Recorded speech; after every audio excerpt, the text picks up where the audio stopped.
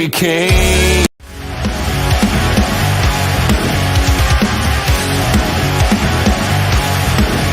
Please note.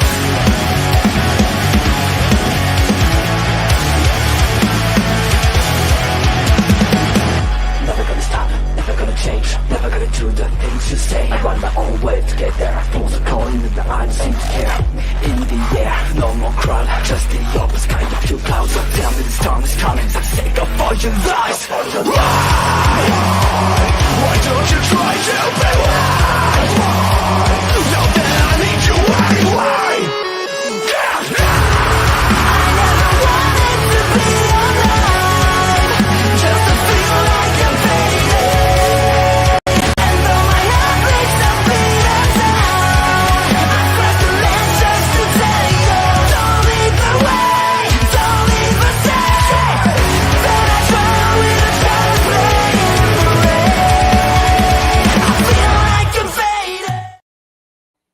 Well, good afternoon, everybody, and welcome to the Season 26 Big Brother review, a new, completely different thing right here on OLE's channel.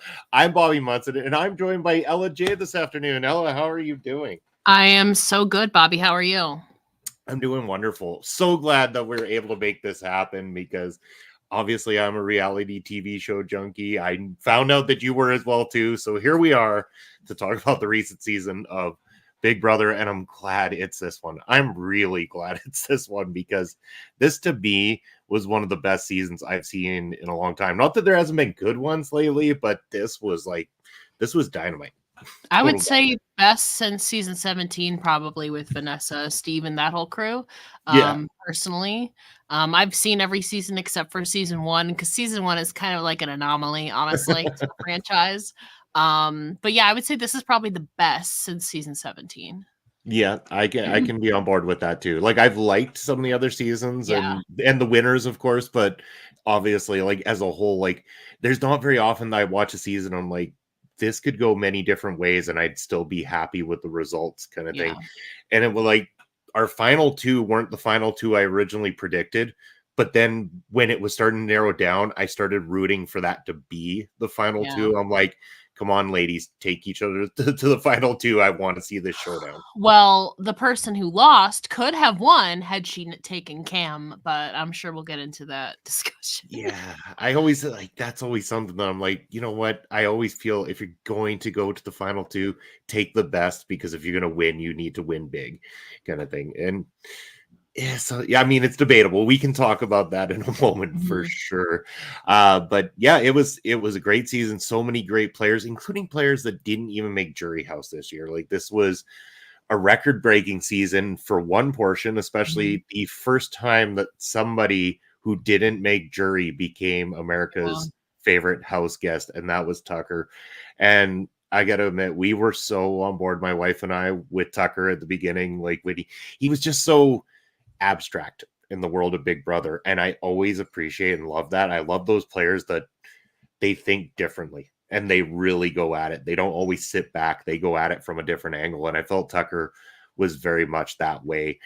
It's also his complete detriment as well too, but he put himself out there in so many ways, and I appreciated that. It's ironic too because he's real life friends with Cody, who's obviously won Big Brother and then also come in second. But he didn't like adopt any of his strategies really. He just did his own thing. Obviously, you know, I feel like obviously after you win so many comps, you're gonna have a target on your back, and once you lose, which we saw, you're gonna be kicked out the door the first chance they get, which was what they did to him. Yeah. Oh, I mean, I was screaming at my television screen because I'm like, I don't want him to go, but at the same time, if you don't get rid of him, you're not good Big Brother strategists at all, kind of thing. Hello to Astrid joining us here this afternoon. Hello, Astrid. Thank you very much for coming in. But yeah, Tucker winning favorite house guest. I wasn't surprised. I kind of guessed where it was going, and I was teetering. I was like, is it going to be Tucker or is it going to be Angela? And I know which train you definitely were on for that one. Let's talk a little bit about Angela for a moment, because she is going to go down as one of the most memorable players in Big Brother history, and not for being a floater at all. Angela went at this thing hard, winning, what was it, 2 HOHs, a veto, as well too. Making moves. 3, 2 HOHs or 3? I can't remember. I know it was at Because least I know 2. her second one got obviously taken by Quinn. I think she won another one though. I Maybe can't I'm quite wrong. remember. I might have to look that up. I wonder Yeah. if the stat is up here somewhere. But either way, she won challenges and went at this thing hard. She was a little eccentric, but I loved every bit of it because her eccentricness was entertaining throughout this entire season. She had fun. She fit in. I was at many times thinking Angela's going to take the whole thing. Like everyone kept saying, like, how was it 3 times that she was saved on the block by various people? It's Like crazy. Again, and we talk about anomalies. That has never happened in the history of Big Brother, where somebody else has been taking off 3 times, by somebody else. Obviously it's funny though, because the third time, everybody knows Mackenzie, even Chelsea mentioned that in the finale. Mackenzie did not like Angela. She did not want to take her off, but it was actually Chelsea who talked her into taking Angela off. If that doesn't just show you that the power that Chelsea has had is specifically on Mackenzie, got to take off the person she hates the most in the house. And then the what is it? Was it the week after or 2 weeks after, take out her biggest ally, Leah? It was well deserved. I was obviously rooting for Angela and Leah, but obviously once Angela left, I was like, yeah, Chelsea's got this in the bag. yeah, and Chelsea she just had the all around game too. And she owned that when it came down to the final 2 and having the open discussion with the jurors when she came out firing on all cylinders. I'm like, yeah, you've taken this thing quite easily. And both of these two, like Mackenzie and Chelsea, are going to be memorable all-star players for all time. Mackenzie, how many 10 or 11 different challenges that she ended up winning throughout this whole thing, including that would have been with her final. So she would have ended up tying. That was her 4th HOH with the final one, if I'm not mistaken, Mackenzie's. Yeah, so she's tied for the most. Yeah. Bobby, hello, Bobby. How are you doing this afternoon? Thank you for joining us. But yeah, because they were making a big deal that Chelsea had tied with her 4 HOHs as one of the most of history. And then Mackenzie pulled off that final one, which would have then drawn level with that as well, too. Yeah. Plus her numerous veto wins as well. And the AI arena. I want to ask you about that. How did you feel about the addition of the AI arena this season? You know what? Initially heading into it, I was like, oh God, is this going to be like another battle of the block twist that we hate? I hated the battle of the block from season 16. I was like, is this going to be another thing that we hate? Or the BB roadkill from season 18. I was like, this is gonna be another thing that I hate. No, I actually loved it so much. It gave people on the block 2 possibilities, to win veto and then AI arena. But also, if somebody got taken off during veto, basically, 1 HOH could nominate up to 4 people in 1 week. Which once you get down to it, could be half the house at one point. So that's what made it interesting too. And then you saw all these different voting scenarios, like the 1 week that Mackenzie won. Actually, was that the week Tucker went home when Mackenzie won it? Yeah. They made different scenarios if it was Tucker and Mackenzie. Who the heck who the heck else was in there? Rubina? I think it was Rubina. I think so, yeah. Because the idea is that they want, or no, was it? Yeah, no, it was Rubina. It was Rubina. So they made 3 different scenarios too. It makes it more interesting. What happens if it's Mackenzie and Tucker, Mackenzie and Rubina, Tucker and Rubina? They made all these different scenarios and they flipped it because I think they flipped. They did a couple of, and it also in the week Cedric went home, they did so many different scenarios that they were going to keep Cedric, or that they were going to vote out Cedric over Tucker. That week.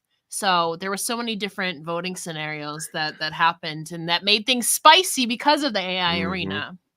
Yeah, I really enjoyed it as well too, and it felt like a secondary veto. That was the best part about it. It felt more like when they do double veto weeks rather than what we've seen in the past as well. So I enjoyed it. I would actually not mind this variation of it, especially when you're getting up to Jury House. I liked it to that level because, like you said, it spiced it up. It really did spice it up. And yeah, all those different scenarios, people going on the same week of like someone that they trusted that was their friend, and inadvertently three weeks in a row, you know. Yeah.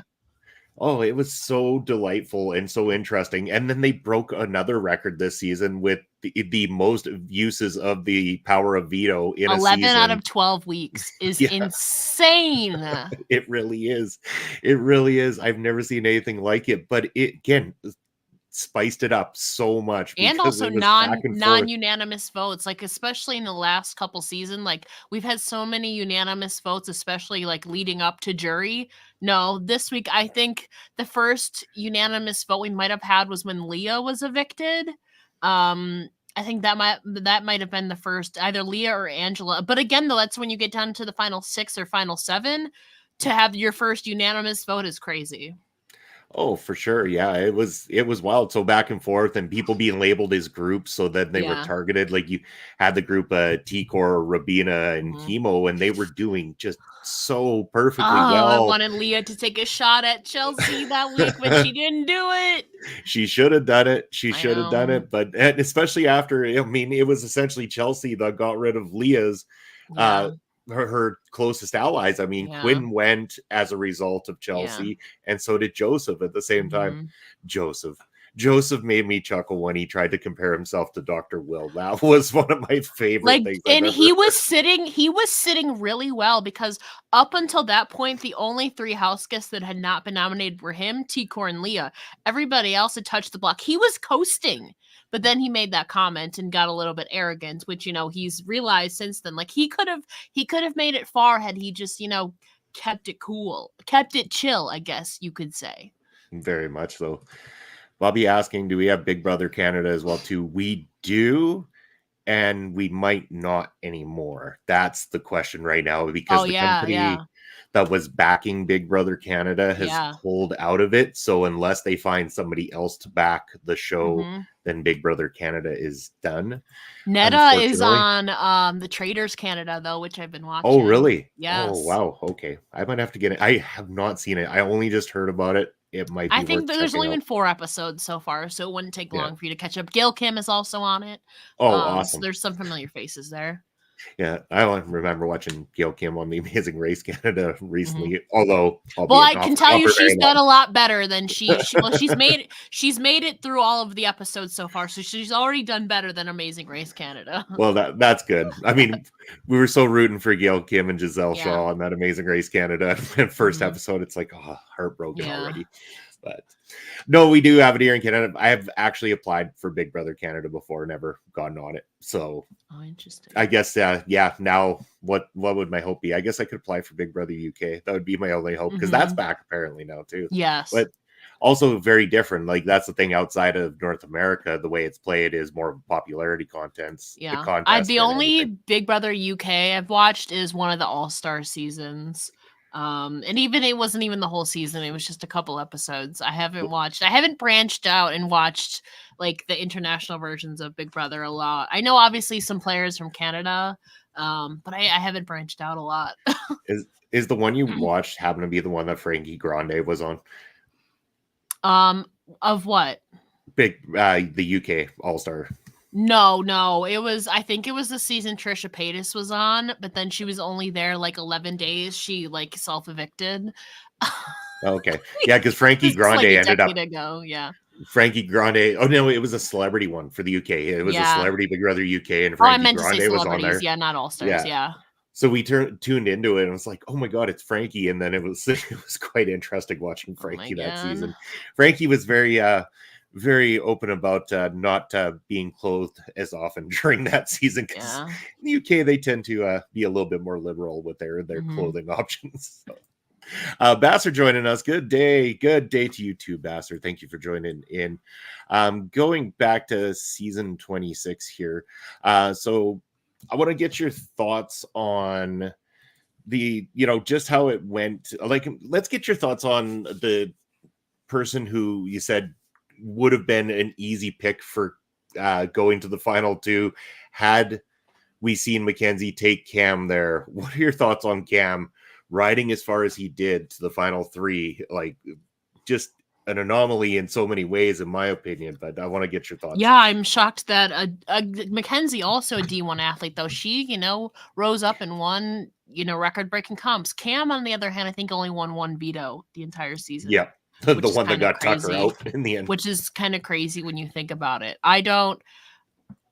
I think some of the times he was throwing comps, but I think other times, he came in second. So it was kind of he is an anomaly because you don't see a big like D1 athlete kind of coasting through to the end. I'm trying to think. I don't think we've ever really seen that because normally they're seen as threats. But obviously, to be a threat, you kind of have to win more comps. So obviously, though, it did help that he was aligned with Chelsea early on, who was kind of the mastermind behind the operation. So I think he was really, I don't want to say Chelsea brought him along. Obviously, he was loyal to her. He was a number. But it definitely helped that he was with Chelsea very early on, and he wasn't the biggest threat in the Pentagon and all of that. So I think his loyalty really saved him, really brought him to the end. Now let's discuss this though too, because it's also seen like, okay, you get these big physical strong guys into the house, and it's always been that easy go-to, like this guy's gonna be a threat because he's big, Matt, he's strong. yeah. I mean, immediately poor Matt ended up being on the wrath of Angela there, entertaining nonetheless. But my whole thought process is, if you've watched enough seasons of this, you got to understand, yes, there's some physical competitions that these guys are good at, but unless they have the mental competitions down, and then some of the endurance ones, because these boys, they're so jacked a lot of the time that they carry extra weight. And a lot of those comps are designed for people that tend to be small. And we see that time and time again, that the smaller people tend to hold on the longest and everything. Yeah. So I wonder if anyone will ever go strategy-wise into Big Brother with the thought process that maybe these guys are a good shield to carry along, and they won't be so difficult to get out when it comes to some of the mental challenges and stuff. Yeah. With the at least endurance-wise, they haven't really, the first like 3 weeks, we don't really see a lot, 3 or 4 weeks, because I think we saw the first endurance comp week 4 when Quinn won. So it took like a whole month into the game before we even got to our first really endurance HOH competition, at least. So maybe it would be smart to take out the smaller people, but also you don't really get to the endurance stuff until like week 4, week 5, week 6, we've seen. I don't know, Tucker wasn't the biggest guy. He wasn't also the smallest guy. He was kind of in the middle, obviously though, him not following, misunderstanding instruction. Actually, he did the puzzle backwards. That was his downfall, and everything. But obviously he had no problem with the physical competitions. And he was not bad at the mental one too, because remember the one with him and Cedric when you had to remember the patterns, and he's just coming up with that rhythm in his head where he goes along with it, and he was so quick. I'm like, this guy is actually a lot more intelligent than they're giving him credit for. Like, he would have been a large danger, and the fact that they got him out when they did was smart by everybody remaining in that house. And I was blown away by a lot of that. I want to talk about our runner-up, Mackenzie. Obviously, somebody that was an early target in the house this season, up on the block many times, having to defend herself, get herself off the block by winning those competitions, but also turn around her social game in so many ways too, by befriending Cam and Chelsea as well. And then her and Chelsea went on to dominate the second half of this game. Mackenzie, again, going to go out as a legend. Do you agree with her taking Chelsea to the final 2? Was that the way she should have She gone? had the option to, and if you know, she had the option to pull a Steve, or she had an option to pull a Cody. She obviously pulled a Cody. No, I think, again, I don't think she came in as one that was a Big Brother fan coming into it. She was a recruit or something, so I don't think she knew like the lore. She was just there for the journey. I think beforehand, was she a fan heading in? I don't know. I don't think so. So she didn't have that, like, not appreciation, but like love for the game and passion. Like, you want to win. A lot of people there were recruits and just, they wanted the experience, or like, not to say that she wanted things for social media, but obviously she said she cared more about the experience than winning. And I guess she must be well off enough that she can take a $675,000 loss. So Yeah. I'm hoping that she's already well off by herself. But again, she's only maybe I think she's only 23 or something like that. So I mean, Yeah. I would be surprised if she was already well off by this age. No, like if I'm gonna go in there, like you need to pull a Steve. Like he was smart enough to realize, yeah, I want this 700 or I guess it was $500,000 at that point. I want this big money. I'm not going to take this 600 something dollar loss because of the experience. This money is going to change your life. Obviously though, I don't think she came in as a fan. She really wanted the experience, and obviously that was a detriment to her game. But as long as she's happy, with how she did, what she came away with, I guess that's all that matters. But the fact that Tucker, somebody who came out, was evicted 6th, made won $1,000 more dollars than her, and she made it to the final 2, girl. Yeah, and he won a lot because he got that when he was Instigator, doing the instigator. So Mhm. 20,000 there and a $50,000 one from. And I think he won vote. $1,000 else in some other challenge I heard, or because they get bonuses each week too. The castmates, so they get bonuses even if they get voted out. Obviously, the longer you stay, the more money you get. It's obviously not like $50,000 or anything, but I think he got an extra $1,000 too. I read somewhere. Well, he's doing pretty good for himself. So I think he got 76,000 total, while Mackenzie got 75,000, which is crazy. Yeah, so she barely got by with. Yeah, like he did really well for himself. Girl, she could have won had she taken Cam. I think Cam maybe would have gotten 1 vote from somebody. But girl, like you could have won. Like you would have easily won against Cam. Yeah, and don't get me wrong, she fought hard against Chelsea. Like there was a lot of back and forth, and there was a few times where I think Mackenzie had the jury thinking her direction, but then Chelsea would get the rebuttal and just put the nail in the coffin. And it was those final closing arguments where Chelsea, I think, stamped it and got the unanimous vote, where she really just labeled it out. Everything she did, from her wins to her social to, bouncing back from being in an alliance that was broken apart and coming back to control this thing. And I think, that was the problem. Chelsea was always going to be hard to argue against. I don't know if you pay attention to feeds or pay attention to any of the update accounts on Twitter, but a couple days before the finale, because again, Mackenzie was brainwashed by Chelsea the entire time, right? Chelsea convinced both Cam and Mackenzie to practice their final speeches with her. So she already knew what they were going to say if she was sitting next to either one of them. So she had chance to counteract. Obviously, you can't always anticipate what the questions the jury are going to ask, but she had a leg up because she already knew what Mackenzie, like the bullet points of her speech were going to be to counteract that. And the fact that, like Chelsea saying her game was like a diamond. Really, the only blemish she had was that 1 week she was on the block.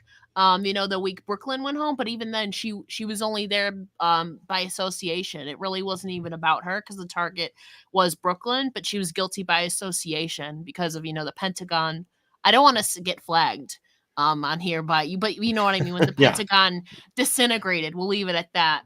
That was really the only blemish on her game. The 1 week she was on the block.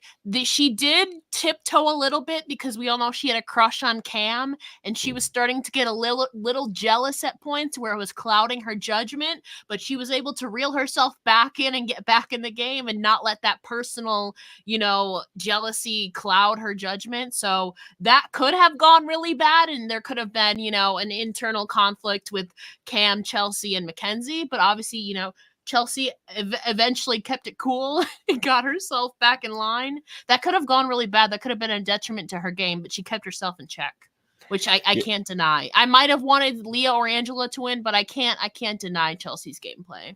Oh no, she was fantastic. But let's talk about some of those relationships that formed this season, because there was a little bit of teasing of a couple of them, and one of them that just went full on. So we had a little back and forth with Leah and Quinn, maybe a little spark that's happening there. And then you also had full-on Rubina and Tucker right at the beginning of this game, not really hiding it. Although, unfortunately, Tucker, to try to squash everything, used that instigator to come up with that little rumor portion that made when we Rubina all cry. thought the instigator was Joseph when it was actually Tucker.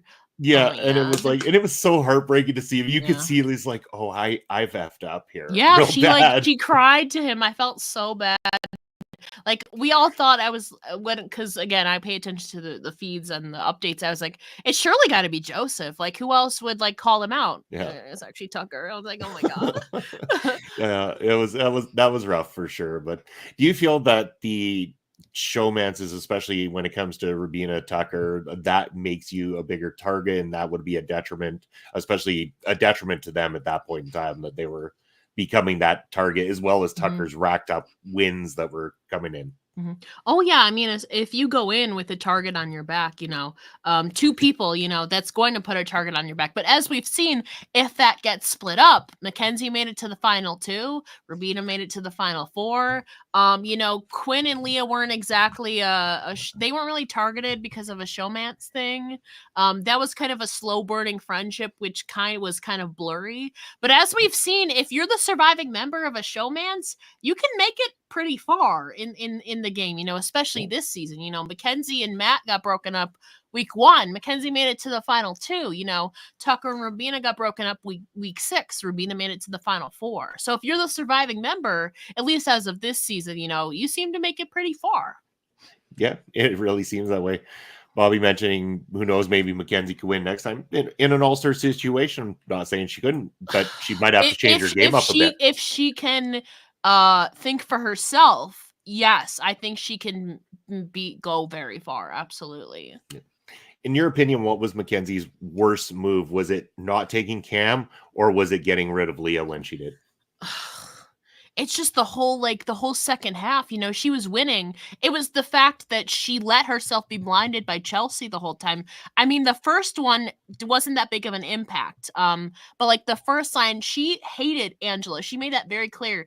And yet, because of Chelsea's influence, she took Angela off of the block. That was, again, not much of a big thing to her game personally, but then it kept getting worse, progressing worse, and like Chelsea's power was just worse and worse on to Mackenzie. I think like Leah, I think her worst move, obviously, taking Cam could have changed that, but even before that, if she would have kept Leah in the house, Leah and Angela would have gone right after. She would have been protected on all sides because Cam and Chelsea aren't going to go after Mackenzie. Neither were Angela and Leah. And I don't think Rubina, who would have gone home that weekend? It would have been Rubina or Chemo. Yeah.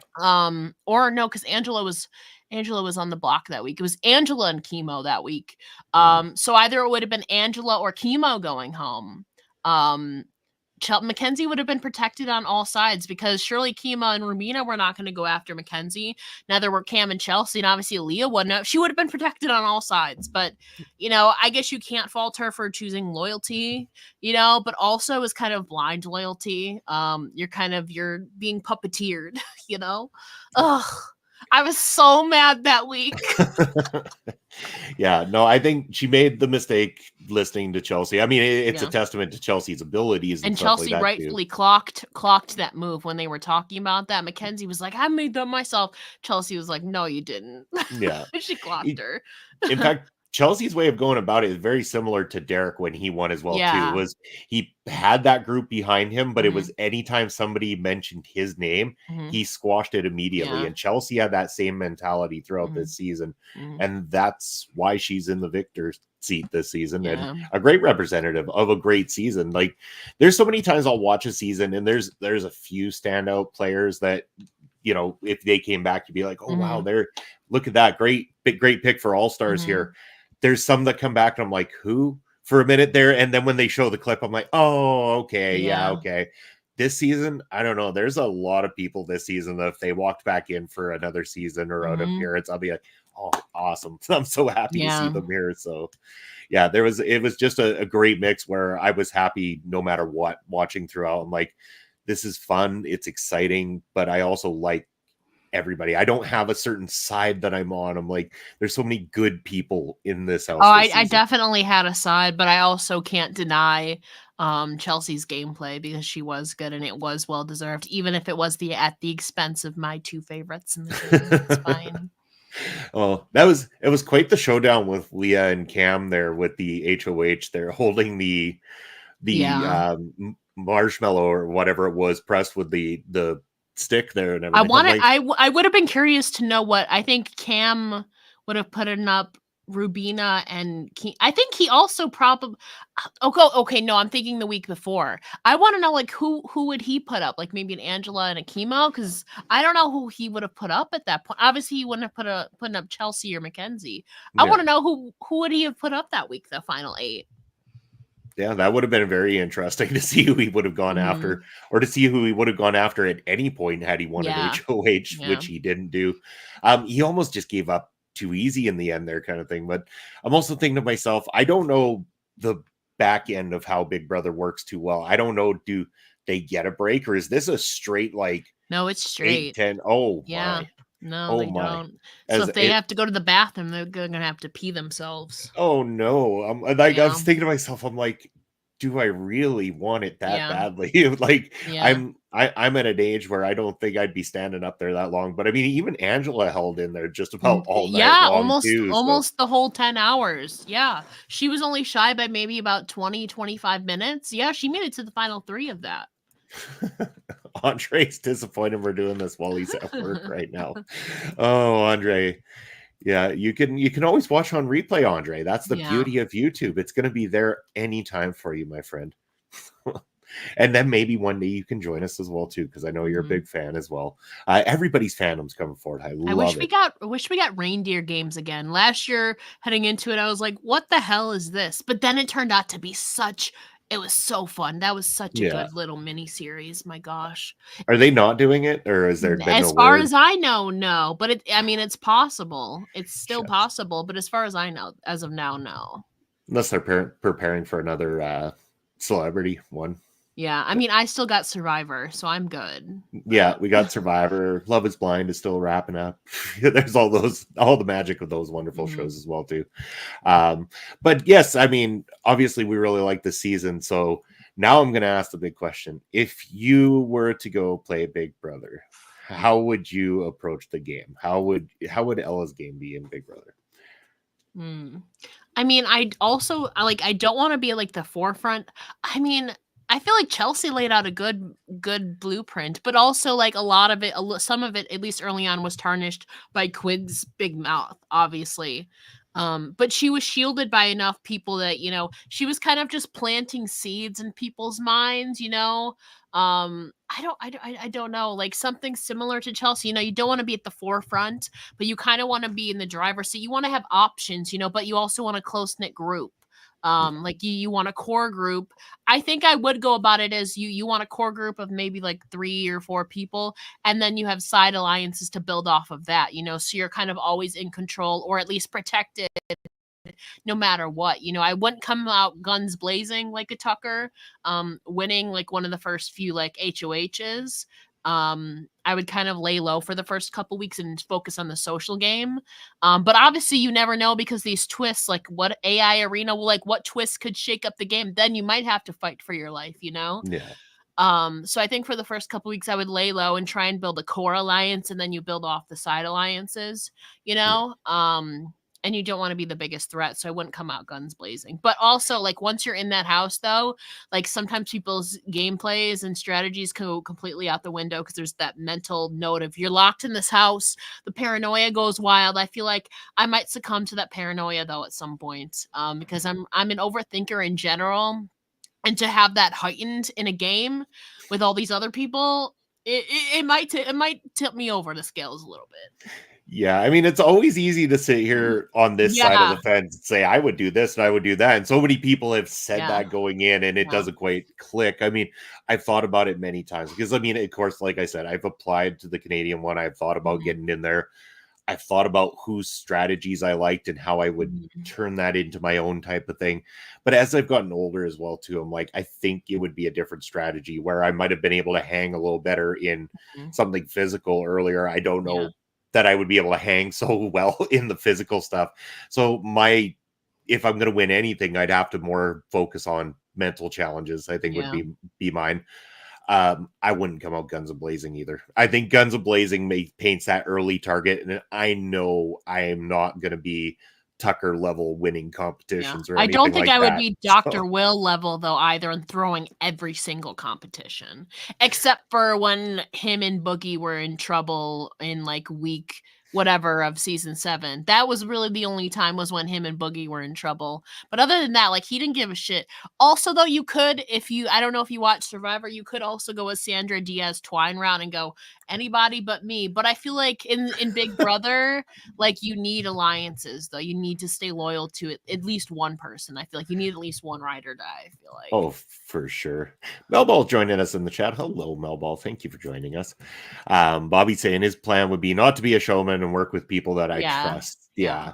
And I think you got to make sure that you're in on the ground floor of the alliance because that's Yeah. where everything falls apart. If you're that other person, you're the one that people are going to approach to be the Mhm. crack. And when you become the crack, you also become the bottom person on the other Mhm. side. So really you're Mhm. just helping out the other people that have come Yeah. in last minute and like, by the way, you're at the bottom over here. Well, just Yeah, it you reminds me kind of yeah. Cochran's first season on Survivor where he flipped on his alliance, but that made him the bottom of this new alliance and he was voted out shortly Mhm. afterward.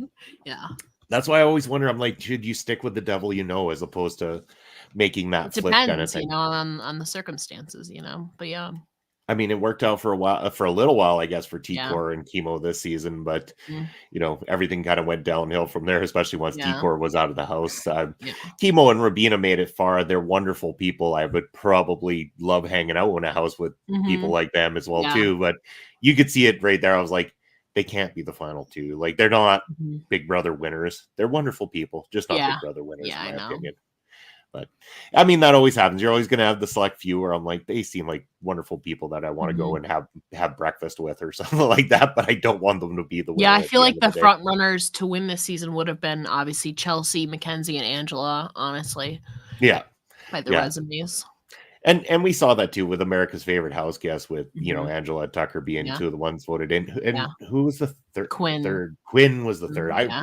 That Which is I so wasn't ironic sure, but because America voted him onto the block the one week. yeah. But I mean, he was wild. He was eccentric too. Like, I mean, Yeah. it was just his biggest flaw was always He going couldn't keep telling his mouth everybody everything. shut. Yep. There- I was rooting like me and Quinn had this relationship. Like I was rooting for him week 1. He could not keep his mouth shut. Could yeah. not. Oh, and that was his detriment. It was constant back and forth, telling Yeah. everybody everything, and then nobody can Mhm. trust you. So Yeah. eventually, you're going to be the easy target to get Mhm. out, and that's exactly what happened to him. I could see him being somebody they would pick to come back again, and Yeah, now well, knowing what he absolutely. knows, I wonder if Mhm. Quinn would come back with a different strategy this Yeah, time he was around. set up so well the first, week or 2, but then he just could not keep his mouth shut. Yeah. Yeah, but it's very unfortunate. Yeah, I know if I went in, I would probably too. I would try to make those alliances, get in there, but I also wouldn't be afraid to make the moves that I need to make. Mhm. I always sit there seeing people go, loyalty, loyalty, loyalty, and I'm a loyal person, but not when there's $750,000 Yeah. on the line. I'm like, I'm sorry, I'm going to bury you and take the money because I want not just the money too. I want the win. I really would Mhm. want the title. I want to be able to say I was the victor of Mhm. this competition. Like that's where my competitive nature comes out. If I'm Mhm. playing anything that has a contest, whether it's a board game or a game like this, I would want to have that victory so that I can sit Yeah. there and just feel good about having that title behind me. So it would be tough. I can't guarantee I'd even have a hope in hell, but I would sure try. And I would love to. So Big Brother Canada, if you ever come back, please Yeah. give me a chance. Have you ever applied? Have you ever tried to get on? I have not, honestly. I No. don't I feel like I would again, like I fear that the mental aspect of it would like make me crack, honestly. Like It I don't know how I would. I don't know how it would fare mentally. Yeah, and I mean, I sit there. I think I'd be fine. I hope I'd I mean, be you've fine, seen people but self-evict, like, yeah, because the mental, like, I don't know.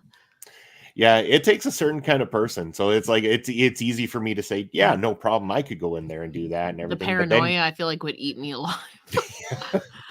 I'd probably be that person just like Angela snooping outside the doors and Oh listening my in and god, everything, or yeah. just pushing my way in. Oh, look, you're making an alliance. Can I join Mhm, too? Like yeah. that was wonderful when Angela did Mhm. that. She was Oh, unapologetically herself. Yeah, yeah. I love it. This looks like a thing. Can I be in it too? Mhm. So it was fantastic. Loved it. So any final thoughts you wanted to add on this season before we wrap up? Mackenzie, girl, you had a chance. You Yeah. could have pulled a Steve. Instead, granted, Cody learned the second time around, and that's why he Hmm. won Big Brother All Stars. So maybe, Mackenzie, if you're invited for All Stars, maybe you can also continue to pull a Cody and pull out that retribution. Yeah. So we'll see. It's very possible. And then maybe she'll be on reindeer games one day too. Yeah. But all right, well, that's yeah, that's it. I'm in agreement again. Mackenzie, legend, but unlegendary move taking Chelsea to the end. Yes. All right, well, we're gonna go down to our credentials. Ella, where can people find you? What do you got coming up? My birthday is a week from today. Ooh, happy early So birthday. I will be doing Bound for Glory predictions. With she's been on here before, my good friend Kimmy Sokol. So Yeah. look for that because Bound for Glory is a week from today as well. So look for that within the next couple days, probably midweek next week. Other than that, I have a new interview with Blair Onyx coming out next week. That'll be fun. And then easiest way to follow me is on Twitter or X, I guess, if you want to call it, .com/itsellaj, like it says down there below. If you go to the link in my bio, all my links to all my projects, podcasts, and writing are all in one convenient place for you. Wonderful, wonderful. All right, there's my credentials down below. That's where you can reach out to me. What have I got going on tomorrow? Point of View. I'm going to be joined by Andre C. Hopefully, Andre, let me know. And of course, Ed Fries. We are going to be continuing on with all the sports talk as well as doing NFL predictions for the week, even though I'm terrible at it. But that's why I got that ringer Ed joining me every single week. Thursday nights, of course, is Ring Respect Radio. This week, we're going to be doing our Prairie Pro Wrestling Ring of Horrors 3 preview show because that big show is coming up next Saturday. So if you're in Saskatoon, make sure that you get your tickets because there's not very many left and we want you there in a live capacity with us. And I also got to say the big trivia night here on Ring Respect Radio on Halloween night on the 31st. Yes, it's going to be for the first time ever. I have to compete. I don't get to hide behind being the quiz master. Ed Fries is taking the reins. Myself, Papa Smokes, Kimmy Sokol, and Auntie Collins are going to be on screen competing in the trivia challenge that evening. And then also Ring Respect Radio on November 21st, as mentioned. Myself and Papa Smokes are going to be live on location from Louis Pub at the University of Saskatchewan, talking about the history of professional wrestling in the province of Saskatchewan, talking about the change in diversity across all of professional wrestling throughout the years and the things that have happened here in Saskatchewan in particular. So stay tuned for that. You can get live tickets as well as joining us in a live capacity through the stream here as well too. So make sure you're doing all that. And where can you find it? It's OLE Podcast. That is down below is where you can find us across all social media as well as on YouTube and Twitch. Make sure if you're watching on YouTube, give us a thumbs up, leave a comment, turn on notification bell, and subscribe to the channel. It really helps us out, and we appreciate all of you. I want to thank you, Ella, for joining me here today. This was wonderful. Hopefully we can connect and do this with more shows coming up. I think we have a blast doing some reality talk here on the channel. Yep. Awesome. Can't wait for it. But thank you, everybody, for joining us live capacity. You've been great and wonderful, beautiful. Enjoy your Saturday and take care.